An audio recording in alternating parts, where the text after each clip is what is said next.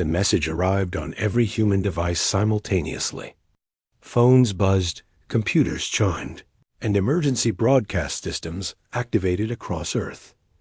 The holographic image of Ambassador Zekthar materialized in living rooms, offices, and public squares worldwide. His 4 eyes blinked in sequence as he delivered the ultimatum that would change everything. Humanity, your time of independence has ended. The Galactic Council has observed your species for 3 of your centuries. We have watched your wars, your violence, your endless conflicts. Today, we offer you peace.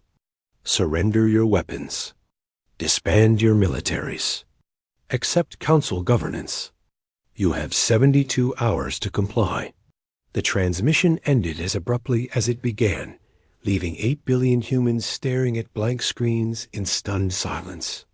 In Geneva, the Emergency United Nations Assembly convened within the hour.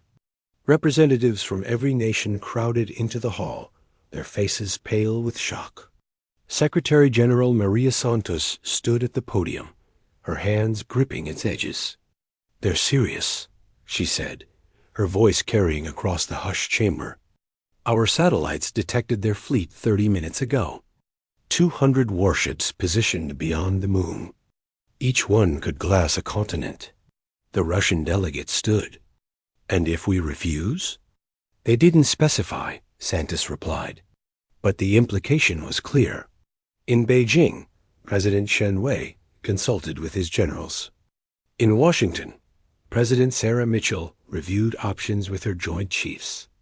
In Moscow, London, Delhi, and capitals across the world, leaders faced the same impossible choice: surrender or fight an enemy whose technology was centuries beyond their own.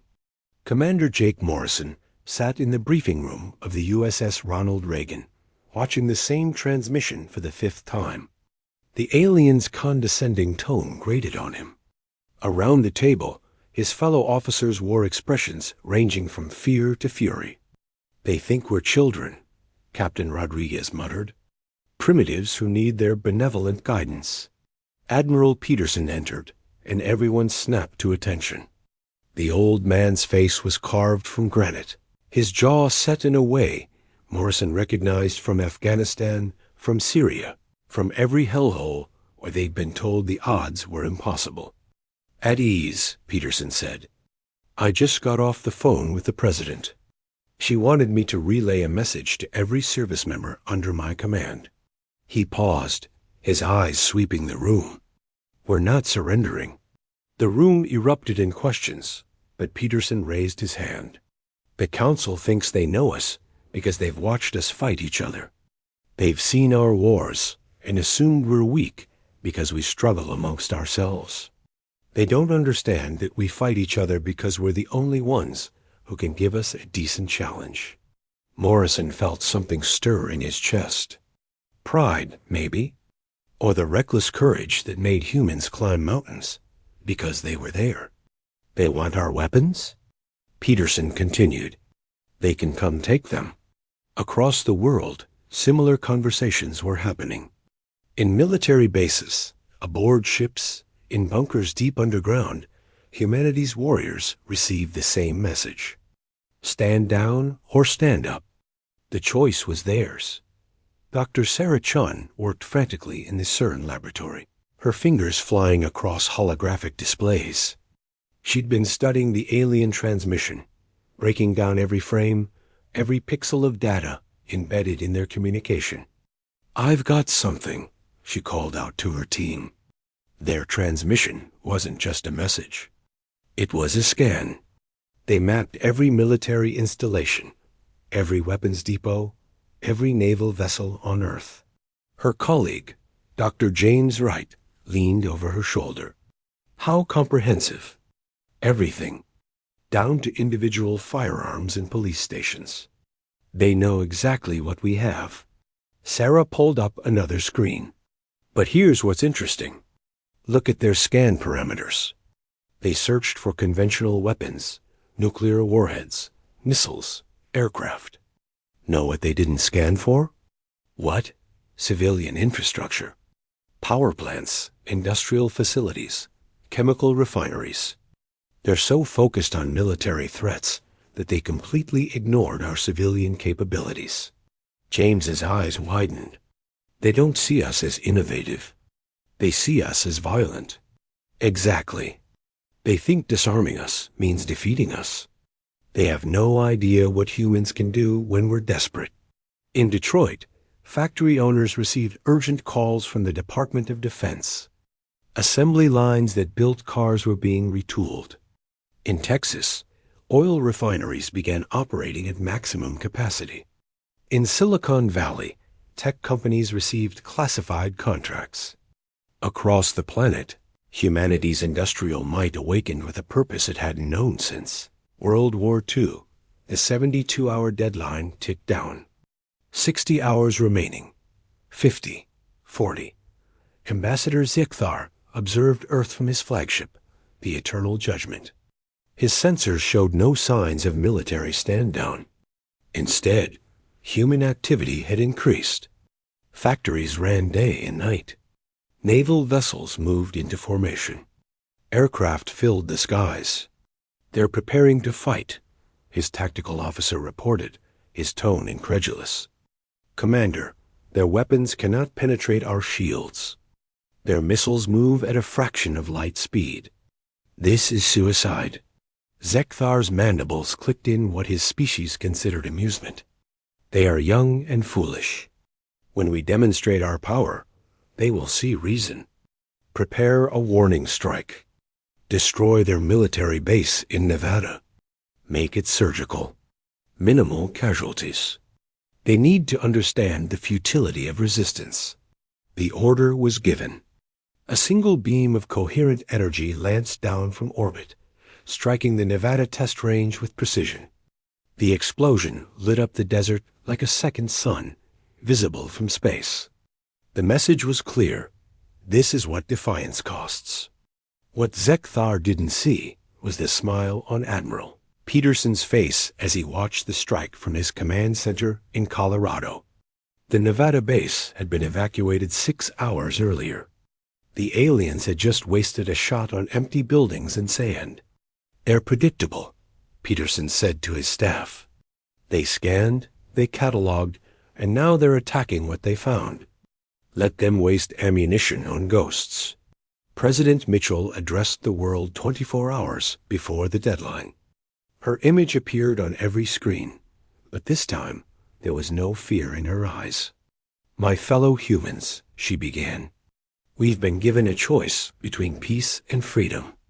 The Galactic Council believes these are mutually exclusive. They believe that to have peace, we must surrender our right to defend ourselves, our right to govern ourselves, our right to be ourselves." She paused, letting her words sink in. They're wrong. Humanity has never accepted peace at the price of chains. We've fought tyrants, toppled empires, and broken every chain that's ever bound us. Today, we face a new tyrant.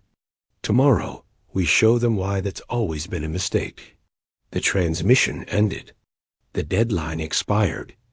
And humanity waited, every eye turned skyward. Ambassador Zekhthar initiated the invasion. His fleet descended through Earth's atmosphere, shields shimmering as they deflected the pathetic attempts at anti-aircraft fire. Missiles exploded harmlessly against energy barriers. Lasers scattered off reflective plating. It was almost disappointing how easily the human defenses crumbled. "Land peacekeeping forces in major population centers," he ordered. "Secure government buildings. Once their leaders are in custody, the rest will fall in line." The first transport ships touched down in New York, London, Tokyo, and a dozen other cities. Their landing ramps lowered, and council soldiers marched out in perfect formation, confident in their superiority. They didn't see the trap until it was too late. The explosions came from below. Humans had spent 72 hours mining city streets, filling sewers with improvised explosives, turning every approach into a kill zone. The alien shields, designed to deflect energy weapons from above, did nothing against pressure waves from below. In New York, the Brooklyn Bridge detonated as alien transports crossed it. In London, the underground became a death trap as humans collapsed tunnels on top of advancing forces. In Tokyo, skyscrapers rigged with demolition charges came down on alien positions. Aboard the Eternal Judgment, alarms shrieked. Zekthar watched in horror as his tactical display showed casualty reports flooding in. 30% of his ground forces gone in minutes. How? He demanded. How did primitives do this? His tactical officer's voice shook. Commander, they're not fighting like a military. They're fighting like insects. Every civilian is a combatant. Every building is a weapon. They've turned their entire planet into a fortress. Zekthar's 4 eyes narrowed. If these humans wanted war, they would get war. He would show them the price of defiance. What he didn't know was that humanity was just getting started. The first week of the invasion shattered every assumption the Galactic Council held about warfare. Their military doctrine had evolved over millennia, refined through conflicts with dozens of civilized species. Every one of those species had followed predictable patterns. Evacuate civilians, establish clear battle lines, negotiate terms when defeat became inevitable. Humanity followed none of these rules. Lieutenant Kravos of the Council's 7th Infantry Division crouched behind a ruined car in downtown Chicago, his breathing apparatus struggling to filter the smoke-filled air. His unit had been sent to secure a 6-block radius. 3 hours later, they were pinned down, bleeding, and running low on ammunition. Contact left. Someone screamed in his earpiece. Kravos spun, firing his plasma rifle at movement in a shattered storefront. The figure dropped, but 2 more appeared from a different angle. They weren't wearing uniforms. One looked elderly. The other couldn't have been more than 16 Earth years old. Both carried weapons that looked like they'd been assembled in someone's garage. Both fired with terrifying accuracy. Kravos' shield absorbed the first rounds, but the humans just kept shooting, overwhelming his defenses through sheer volume of fire. His shield collapsed. The next bullet caught him in the shoulder, and he went down screaming. "Fall back," his commander ordered. "All units, fall back to the landing zone." They retreated through streets that had become a labyrinth of death. Every window held a sniper. Every basement concealed a bomb. The humans had turned urban warfare into an art form, and the Council soldiers were dying to learn it. Aboard the Eternal Judgment, Ambassador Zekthar reviewed casualty reports with mounting disbelief. In 1 week, he'd lost more soldiers than in the entire Kresh campaign, which had lasted 3 years. The problem is their complete disregard for civilian safety, his chief military advisor explained. They're fighting from hospitals, schools, residential areas. Our rules of engagement prohibit us from targeting those structures. Then change the rules, Zekthar snapped. If they won't protect their civilians, why should we? Because, Ambassador, that's exactly what they want. Intelligence suggests they've evacuated actual civilians from combat zones and replaced them with volunteer fighters. Every time we destroy a civilian structure, we kill combatants but provide their media with propaganda footage. They're turning galactic opinion against us. Zekthar pulled up the news feeds from across Council space. Sure enough, images of destroyed human cities dominated the broadcasts. The narrative wasn't about savage primitives being pacified. It was about a small, outgunned species fighting for survival against overwhelming odds. Other Council species were starting to ask uncomfortable questions. Why did it take a full invasion fleet to subdue one primitive world? Why were casualty rates so high? And most dangerously, if humans could fight this effectively with primitive weapons, what did that say about the Council's military might? Commander Morrison led his strike team through the ruins of Los Angeles, moving with the fluid efficiency born from weeks of continuous combat. His unit had started as regular Navy SEALs. Now they were something else entirely, a hybrid of soldier and guerrilla fighter that the Council had no doctrine to counter. "Target is 3 blocks north," his second in command, Lieutenant Sarah Park, whispered. "Alien command post, light security. Intelligence says they're coordinating airstrikes from there." Morrison studied the tactical display on his salvaged Council computer. They'd learned to hack the alien systems within the first week, another surprise the invaders hadn't anticipated. Turns out when you broadcast all your communications on the same frequency, and your enemy includes some of the best hackers in the solar system, operational security becomes problematic. How light is light? 20 guards, 2 hover tanks, 1 shield generator. Morrison grinned. So basically undefended. "Let's move." They approached from the sewers, because the Council soldiers still hadn't learned to guard underground approaches. The aliens came from worlds where building down wasn't common. The concept of a vast subterranean infrastructure was foreign to them. It was also their greatest vulnerability. Morrison's team emerged in the building's basement, moving silently through corridors the aliens didn't know existed. They placed charges on support columns with practiced efficiency. The explosives were crude by Council standards, just fertilizer and diesel fuel. But physics didn't care about technological sophistication. A building was a building, and force was force. "Charges set," Park reported. 30 seconds. They were back in the sewers when the building came down. Above them, tons of concrete and steel collapsed onto the alien command post, crushing equipment and personnel alike.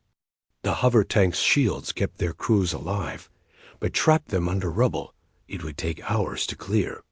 "That's the 3rd command post this week," Morrison said as they moved through the tunnels. "They're going to get smarter about this." "Let them," Park replied. "We'll get smarter too. That's the difference between them and us. They learn from doctrine. We learn from necessity." Dr. Sarah Chun stood in what used to be the MIT robotics lab, now relocated to a facility 300 feet below the Colorado Rockies. Around her, engineers worked frantically on dozens of projects that would have seemed like science fiction a month ago. "How's the drone program coming?" she asked Dr. Wright. "Better than expected. We've weaponized commercial drones with shaped charges. Range is limited, and the Council's point defense systems shoot down about 80% of them. But the other 20% are doing real damage." Sarah moved to another workstation. "And the cyber warfare division?" A young programmer looked up, his eyes red from lack of sleep. "We've cracked their shield modulation algorithm. Can't bring them down yet, but we can make them flicker. Creates a window of about half a second, or conventional weapons can get through." "Half a second?" Sarah frowned. "That's not much time. It is if you're a computer-guided railgun firing at a significant fraction of light speed." The programmer grinned. "We're already field testing the system." Sarah felt a surge of pride. This was humanity's real strength. Not the weapons they built, but their capacity to adapt, to innovate, to look at a problem that should be impossible and solve it anyway. "What about the other project?" she asked quietly. "The one we don't talk about?" Wright led her to a sealed room. Inside, a prototype sat on a testing platform. It looked innocuous, like a metal sphere about the size of a basketball. "Quantum destabilization device," Wright explained. "Based on principles we extracted from a crashed Council ship. It creates a localized field that disrupts atomic bonds." "In English?" "It's a bomb that doesn't explode. It just makes matter stop being matter. We tested it on steel plates. They turned dust." Sarah felt cold. "Radius?" "Current version, about 50 meters. But Sarah, the power requirements are insane. We'd need to wire it directly to a nuclear reactor to make it work." "So we wire it to a nuclear reactor," Sarah said quietly. How long to build a working model? 2 weeks, maybe 3. You have 1 week. The Council is preparing a major offensive. Intelligence suggests they're bringing in their heavy ships, the ones designed for planetary bombardment. We need something that can hurt those ships, or this war is over. Across the globe, similar conversations were happening.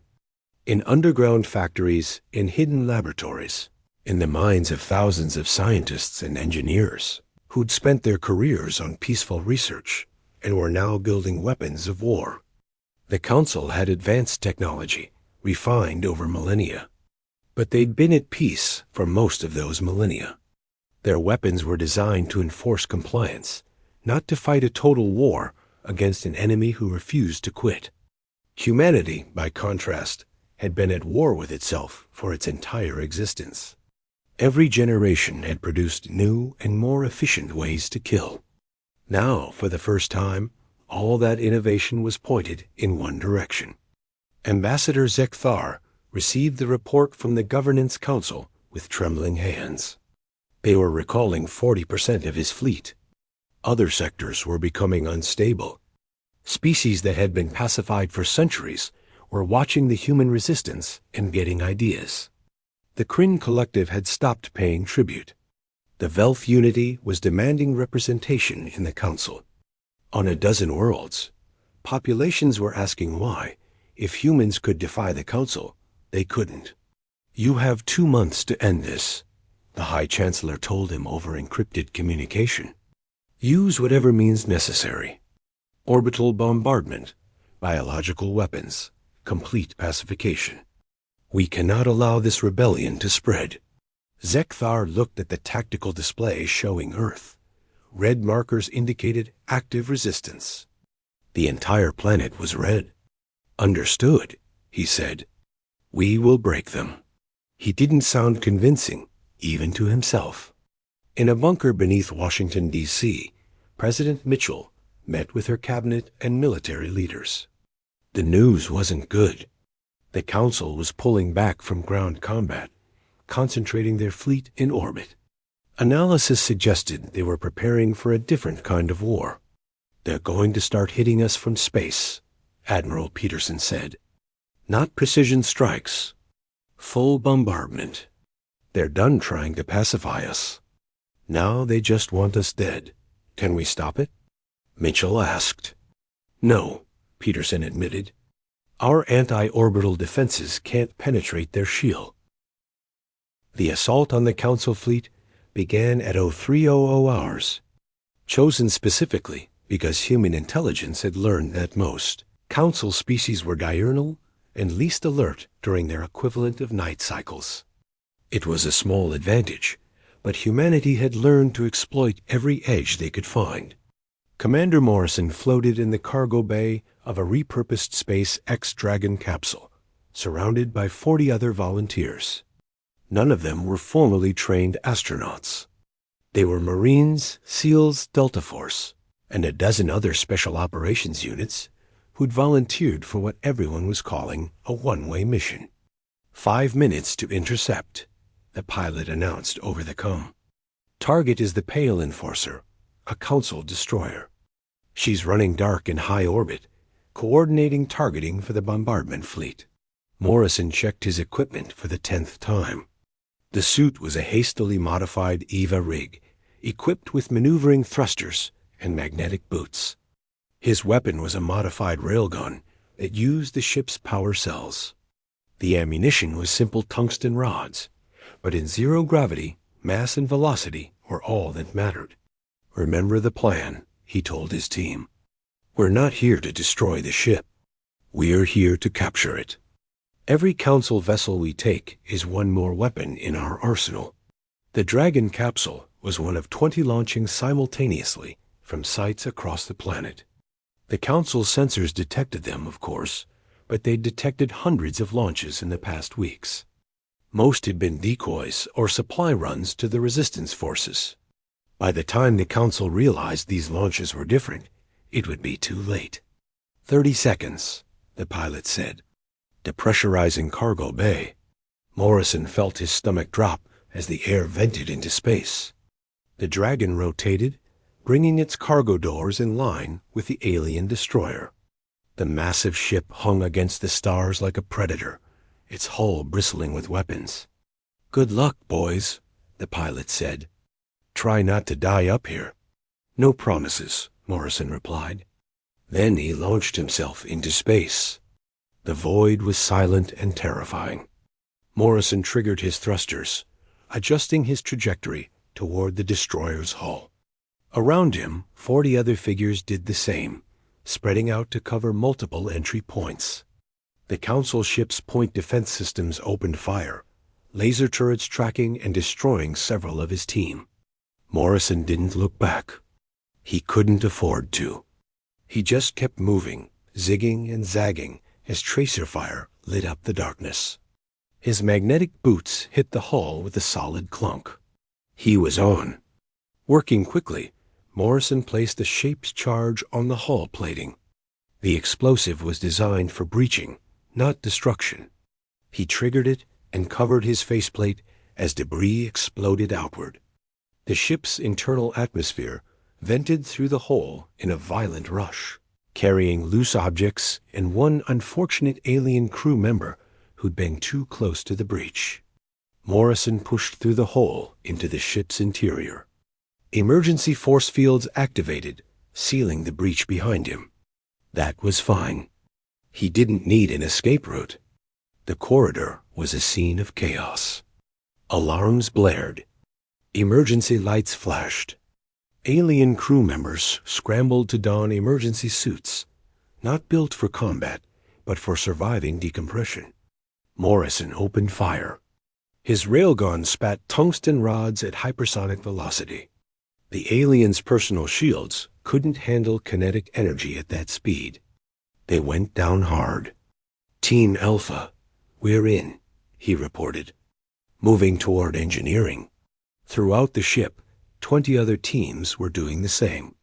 The Council crew, trained for ship-to-ship combat, had no doctrine for repelling borders.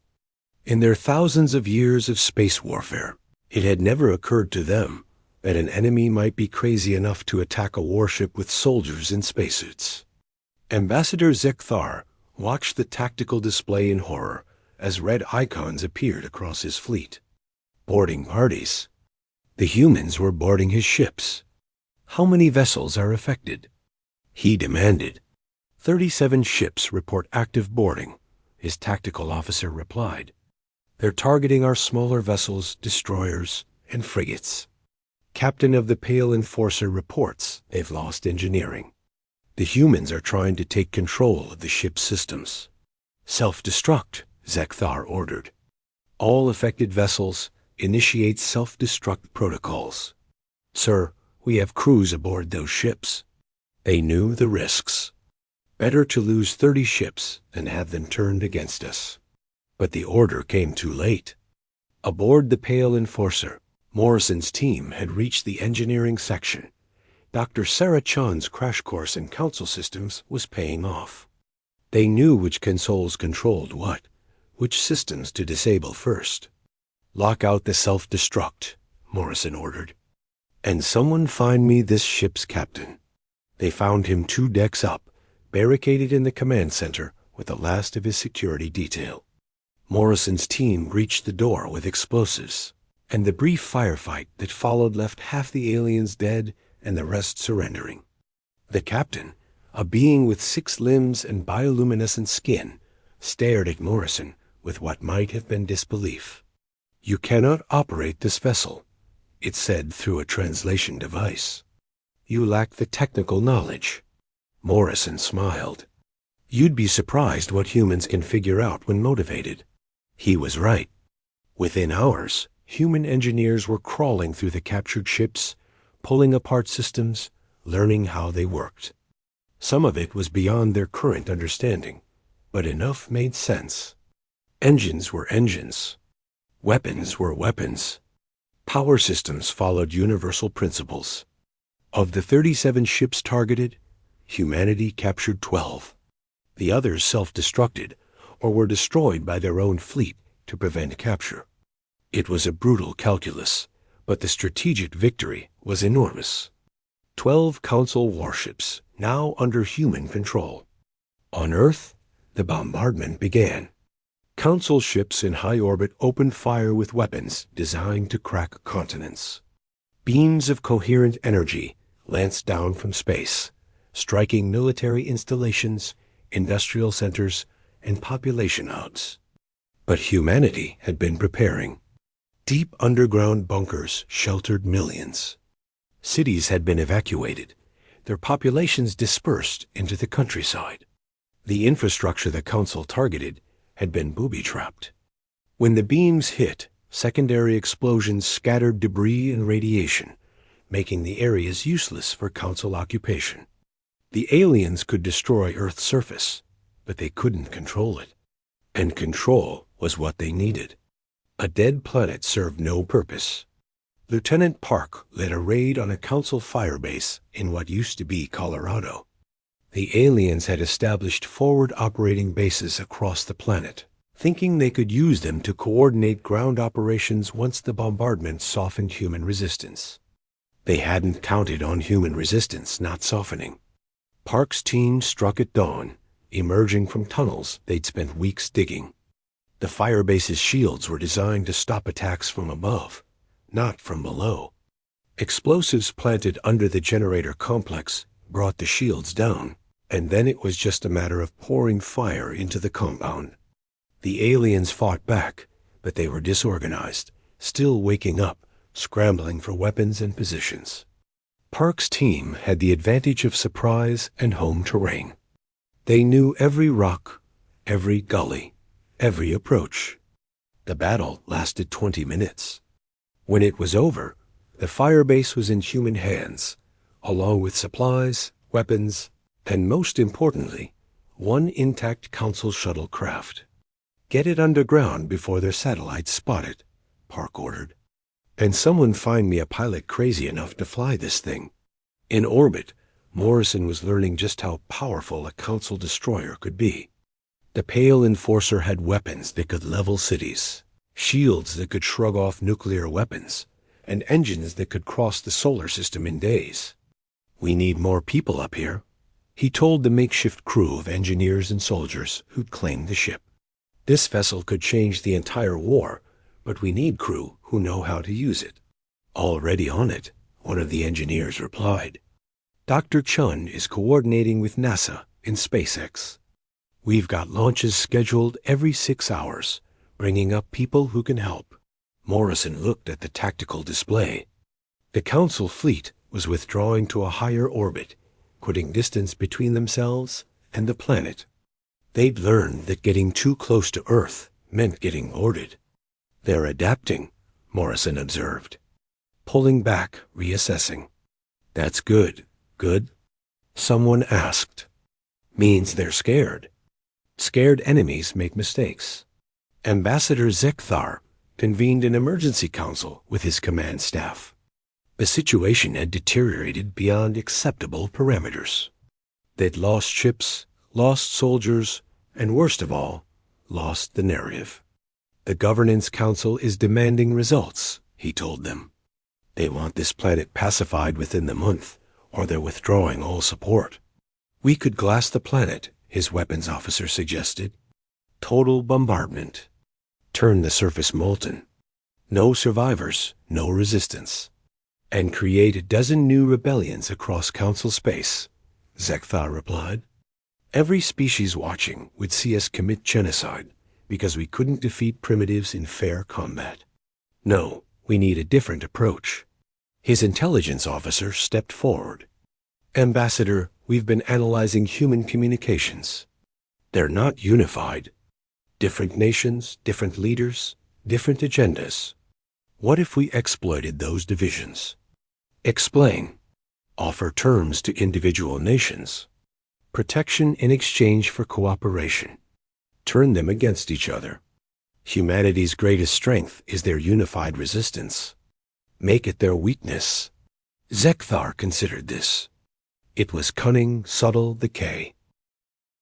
The captured Council destroyer Pale Enforcer, now rechristened Defiance by her human crew, hung in orbit alongside 11 other captured vessels. Commander Morrison stood on the bridge, watching as human engineers worked alongside the few alien crew members who'd chosen cooperation over imprisonment. "Status report," Morrison ordered. Lieutenant Park, now serving as his executive officer, consulted her display. "All primary systems are operational. Weapons at 70% capacity. We've figured out the basic firing solutions, but the advanced targeting systems are still locked behind encryption we can't crack." "What about the other ships?" "Similar status across the board. We've got the basics down.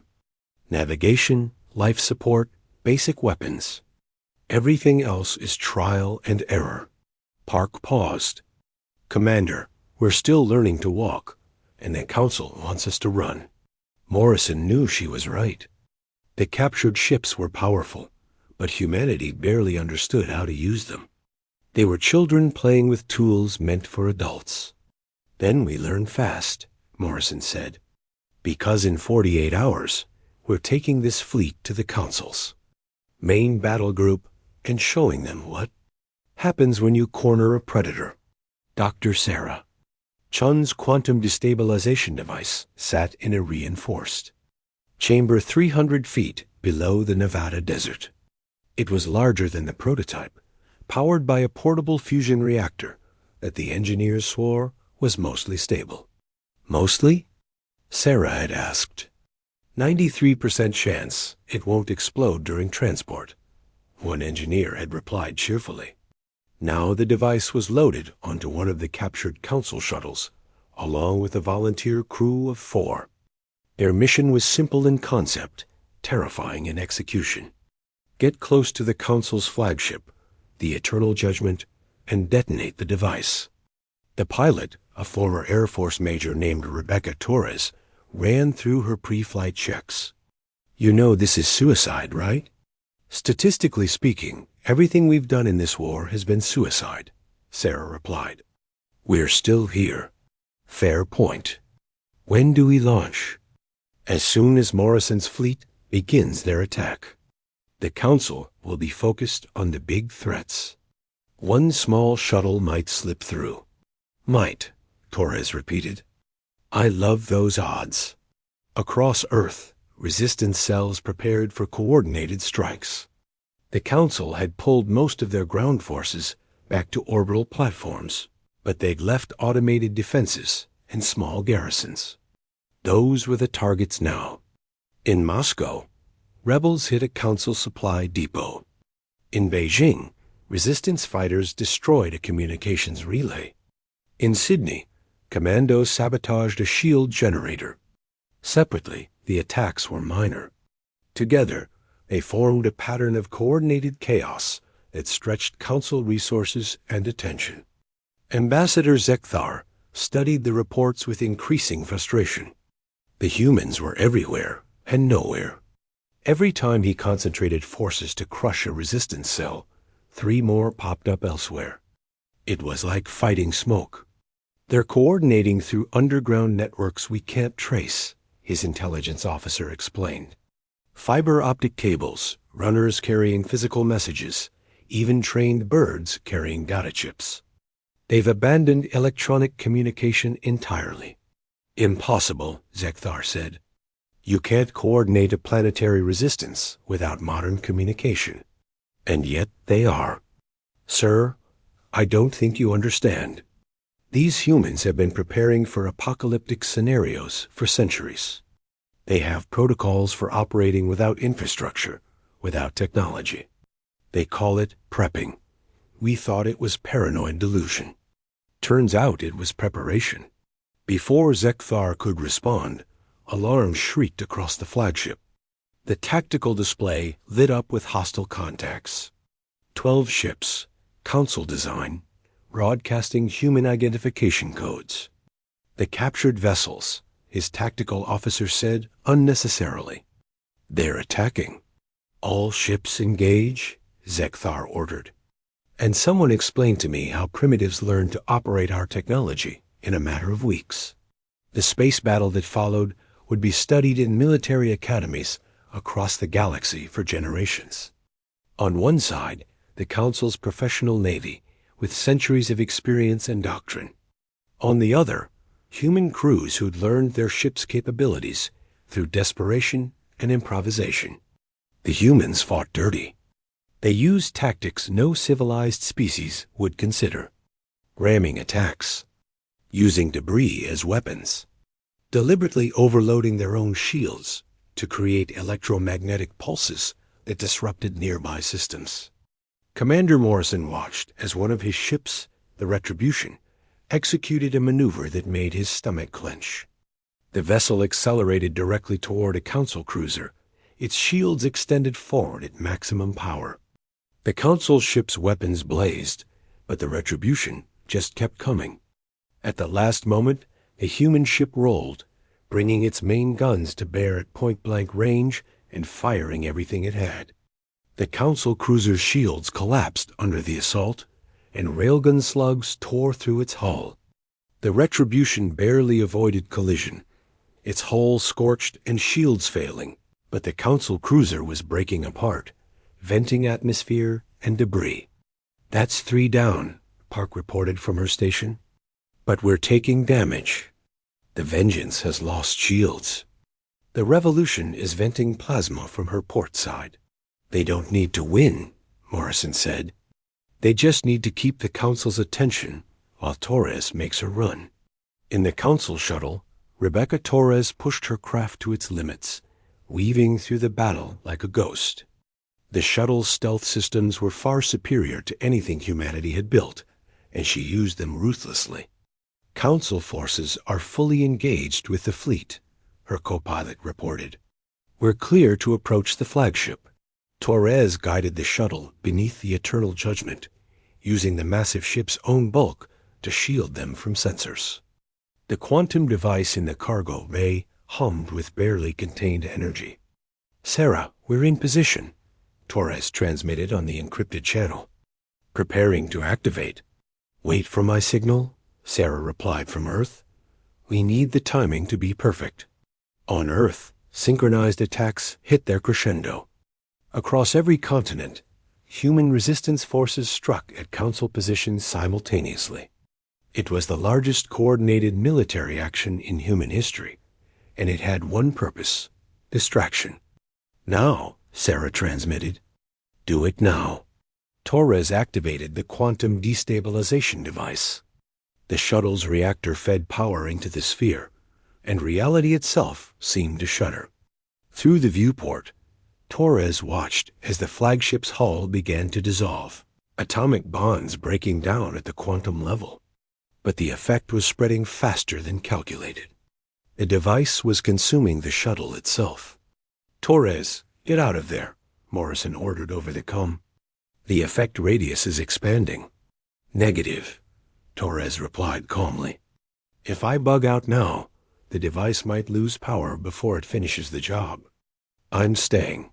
Rebecca, that's an order." "Then court-martial me when I'm dead, Commander.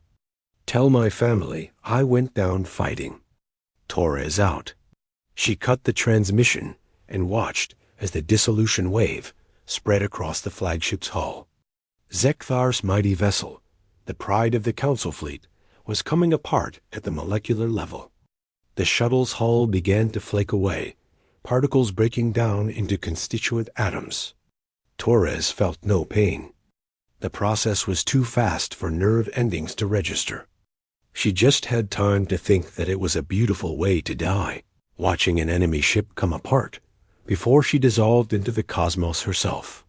Aboard the Defiance, Morrison watched the Eternal Judgment break apart. There was no explosion, no dramatic fireball. The ship simply ceased to exist, billions of tons of matter returning to base elements. "Target destroyed," Park said quietly. "All Council ships are breaking formation. They're retreating." Morrison should have felt triumph. Instead, he just felt tired. "Recall our ships. Get the wounded to medical facilities. And someone draft a message to Torres's family." The battle was over. Humanity had won. But the cost had been terrible. In the days that followed, the remaining council ships withdrew to the edge of the solar system. Their fleet had been shattered, their flagship destroyed, and their ground forces either captured or killed. The invasion had failed. Ambassador Zekthar, now commanding from a heavy cruiser, received orders from the Governance Council. They were withdrawing all forces from the Sol system. The Council would impose sanctions, deny humanity access to galactic trade routes, and warn other species against contact with the violent primitives. We're abandoning the operation? Zekthar asked, incredulous. The operation is a disaster, the High Chancellor replied bluntly. Half the galaxy watched us fail to pacify one primitive world. If we continue, we'll lose more than ships. We'll lose the respect that keeps our dominion intact. Pull back, blockade their system if you must, but no more ground combat. No more fleet engagements. Zekthar wanted to argue, but he'd seen the same reports. Across council space, subject species were stirring. The Kryn Collective had declared independence. The Velf Unity was demanding council withdrawal from their space. On a dozen worlds, populations were asking why they needed the council's protection when they could protect themselves. The human war had broken something fundamental in the galactic order. It had shown that the council could be defeated, that their technology wasn't invincible, that determination and creativity could triumph over superior firepower. President Mitchell addressed the United Nations Assembly, which now met in an underground bunker in Swy.